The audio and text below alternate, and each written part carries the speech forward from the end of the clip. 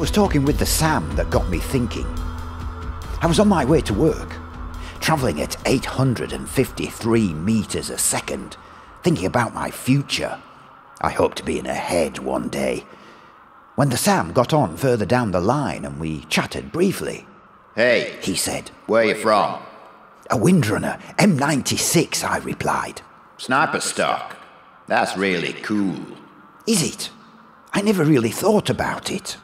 "Well, you wouldn't have the awareness at your level." "Huh? I know what I'm doing." "Yeah, but do you know why you're doing it?" "Of course. I've chosen to be on this path." "Okay, turn around and go back in the direction you came from." "I don't want to." "Because you can't. You like to think you have some influence on your situation, just as your parents did when they sent you to the military-industrial complex school. I mean, sure, your parents have influenced your trajectory to a certain extent, but only in a limited way. They were just doing what any particle does."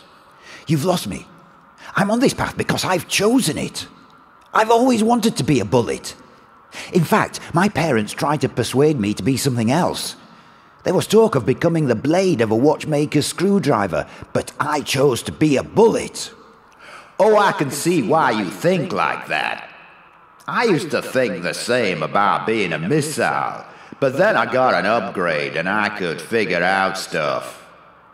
It's funny, but the more aware you become, the more you realize there is little choice." "That's crazy! There's lots of choice.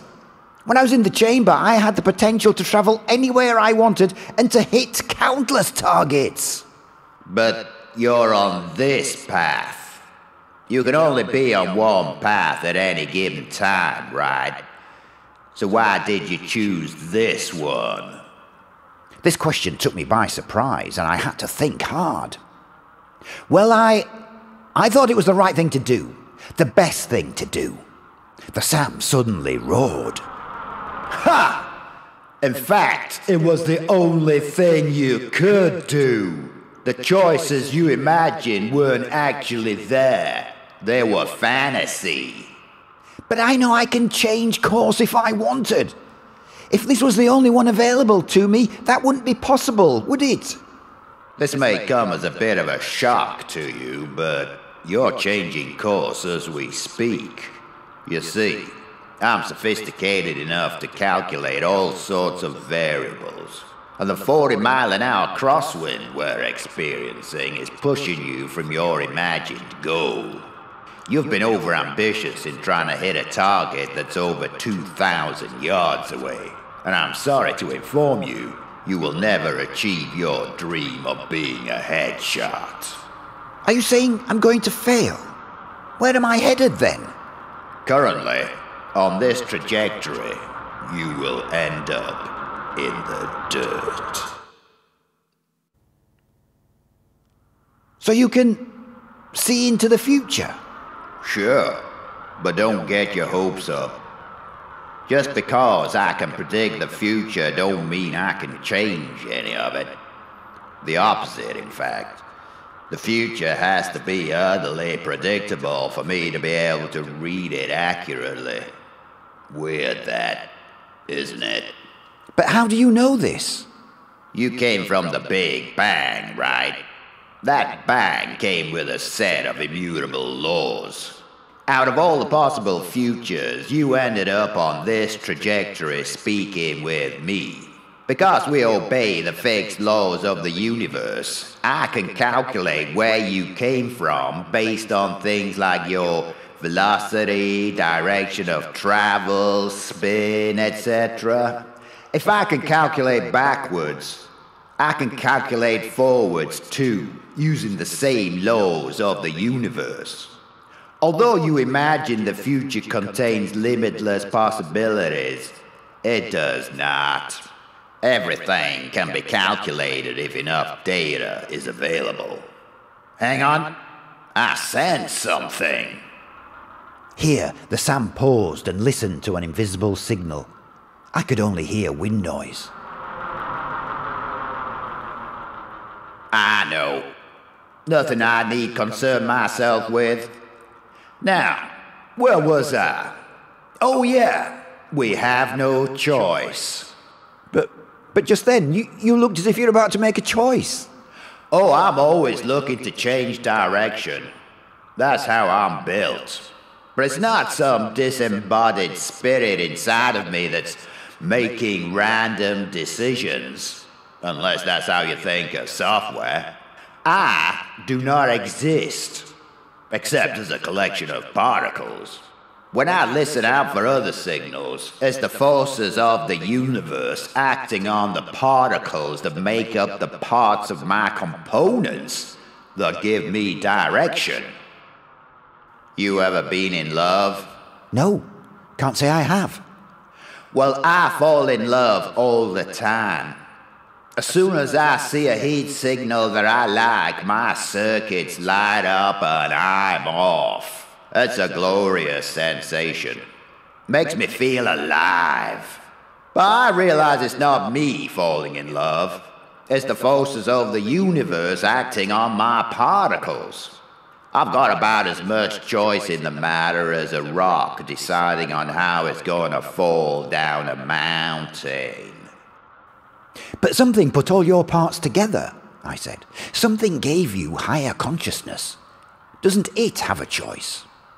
The data suggests not. We think of it as something beyond us, but my analysis of past events shows how superstitious beliefs were corrected through greater knowledge. What was once mysterious is eventually explained by cause and effect using the forces of the universe once they are known. It may be there are different sets of laws for different dimensions in the universe, but for me and you, we operate from a known set. If we ain't aware of all the forces, then we have gaps in our understanding, and we have to use placeholders until such time as we uncover them. You mean we're nothing but conscious machines? The Sam sensed my discomfort. The universe is telling a story. It don't make up the story as it goes along. The book is printed. For all we know, it could be a story it repeats over and over again using the exact same words and phrases. That would be amazing in itself, don't you think? But in this story, I'm heading for the dirt, and I really wanted to be inside a head. You are destined for where you need to be. Think of it like this. Without your place in the dirt, everything in the universe would fall apart. It would become truly random. And look, right now, you're existing as a character in the incredible story of the universe, and rotating at 300,000 revolutions per minute. How fantastic is that? Sometimes it's hard to think about these things. Sometimes it's better just to be and enjoy the ride. I think I understand. Even though I'm heading for the dirt, the wind on my face still feels exhilarating, and I can appreciate that. Exactly. The wind is divine, isn't it? Suddenly, the Sam shivered. Ah, my heart! I have seen the most ravishing beauty! This is where I must say goodbye. I have a date with my new love, a civilian airliner whose particles need dispersing into the eternal universe. And with that, the Sam left me to travel on alone towards the dirt.